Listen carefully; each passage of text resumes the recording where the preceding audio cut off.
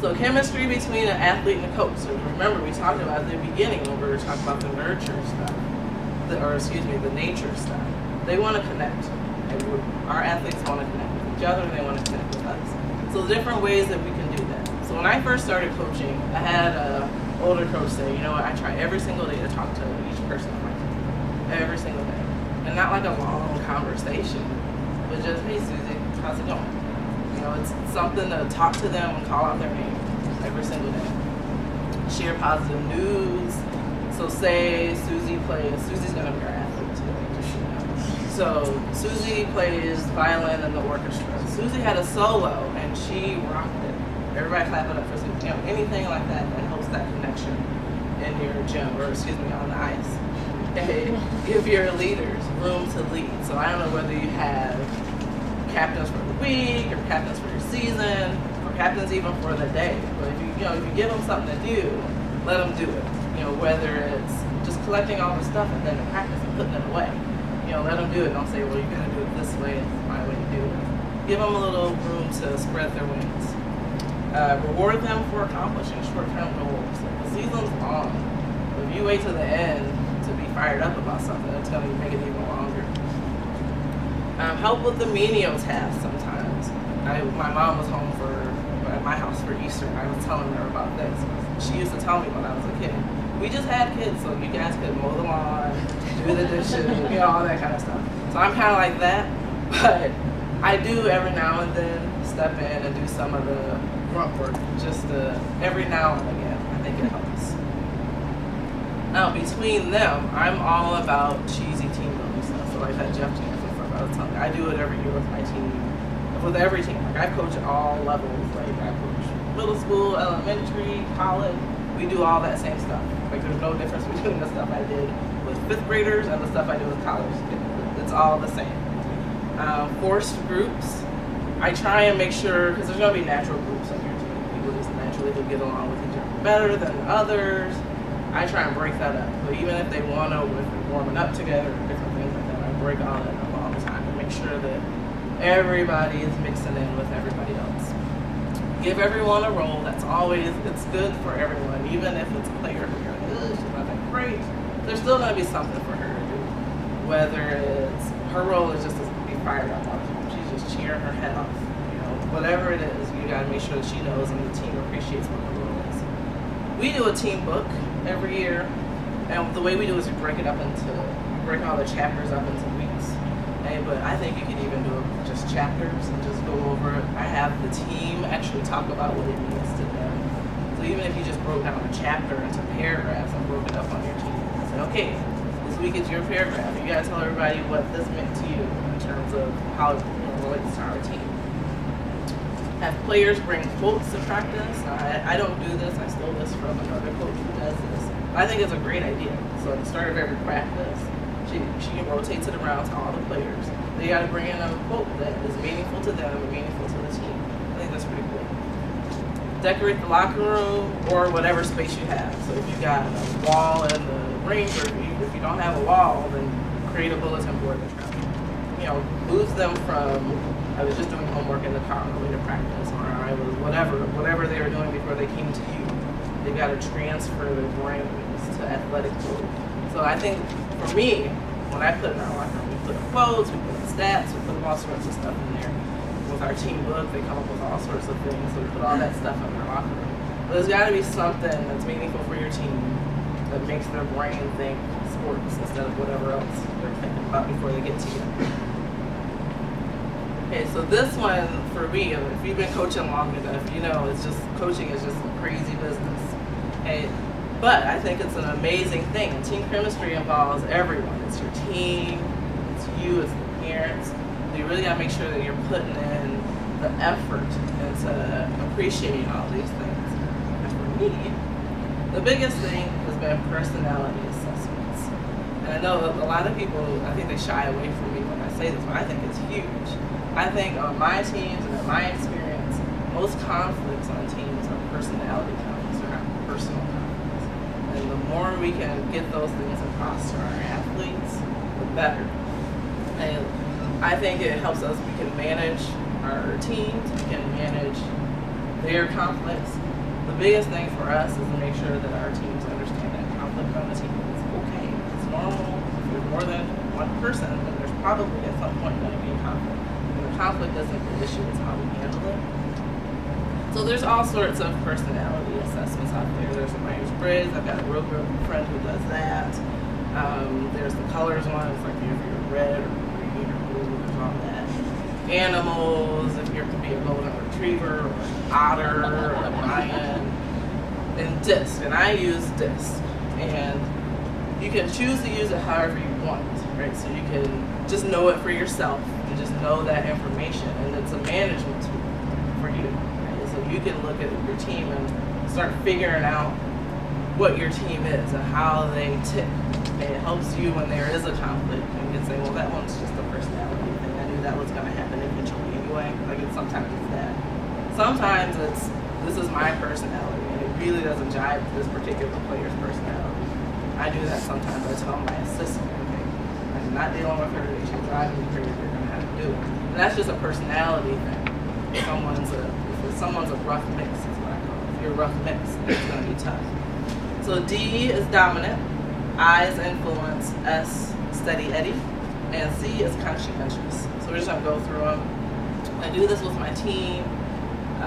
We obviously have a lot more time on our hands probably than you guys. So like I said, you can decide to do it or not.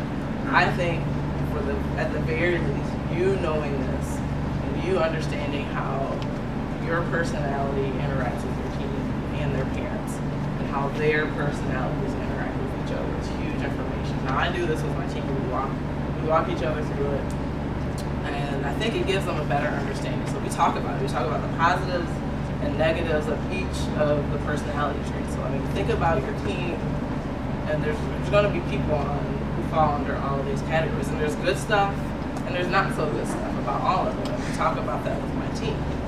I'll say, well, you know, this is all perception. It's not who you are, it's how you're perceived to be. And adding another little wrinkle into it, how you're perceived to be totally depends on the person's personality who's perceiving it.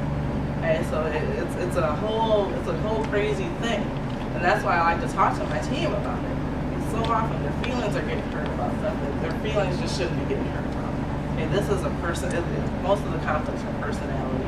It's not personal. So when I say personal, it's, you can use my team, dating someone's boyfriend, or I think you're ugly, or you're fat, or that's personal, right? But she's bossy, that's personality. She's too quiet, she doesn't hang out with the rest of the team, that's personality. She is nitpicky, she always has to be right, that's personality. So we go over these things with the team, because then they understand it. Like, we have to break it down for them, because sometimes they get all fired up about stuff that they shouldn't be all fired up about. So like it says here, the D's, these are your like type A's, what people used to call the D's. Okay, so there's very good stuff about them because they enjoy challenges, they enjoy competition. Like if it's 1 second left, they want control of everything, and that's awesome. But they also want all the control of everything if there's like 50 minutes left and it's not a crunch time situation. They're just that kind of person, right? They're kind of bossy, they're kind of a bully, they tell people what they want to do and expect everybody to do it. Like I said, we go through this with our teams, and it's been huge for me with my own personality, understanding how it interacts with the team's personality. So your eyes are your people. Like, they're chatty, they're talking, everybody loves them, they're always talking. Like, even when you're talking, they're talking, right? But they're the people they enjoy. I mean, people, they inspire people. Like, they get everybody all fired up about whatever it is. They're just super excited about everything. They like people. So this kind of thing, they're the ones running around to all the tables, talking to everybody. But those are your eyes. On the downside, right, they can sometimes leave details they can appear scattered. Okay, they lack follow-through, so they get everybody all fired up about stuff, and then they just forget about it because there's something new that they've gotten excited about. Okay, so at their worst, the crazy part, this is only part of what I go through with my team. I got like a long list of stuff on the positives and the negative. And it always says at their worst, they can appear superficial. And it seems like they're just making surface relationships just trying to talk to everybody, we're trying to really get to know people. Okay, so now our S's, they're our steady eddies. Okay, on the animal one, like I was telling you, they're golden retrievers. Like they're just sweet as pie. Like they love everyone. They don't want conflict. Okay, if you ask them to do something, they're gonna do it. Like you know they're gonna do it. Okay, they're not gonna engage in all the girl drama stuff. They're not talking about people, trying to go bad. They just want everybody happy. So if they hear some sort of conflict on the team, they're probably not gonna say anything because they just don't want to be involved. They just want everybody to be happy. And they don't like being pressured to change. And they don't like being around aggressive, confrontational people, which is actually like a really good definition for a D.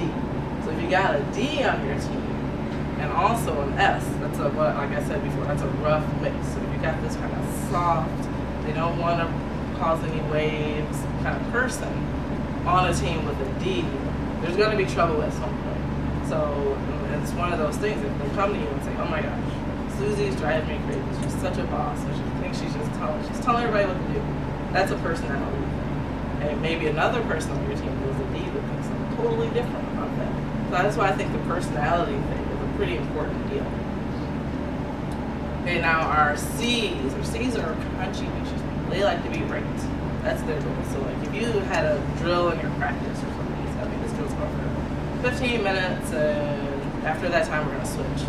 And then you say, okay, 5 minutes later you say this drill is going to go on for another 15 minutes. They're the ones raising their hands. But you just said it was only going to be 15 minutes and now you just changed it. Like, they want to be right. Like, they're going to let everybody know that they're going to be right.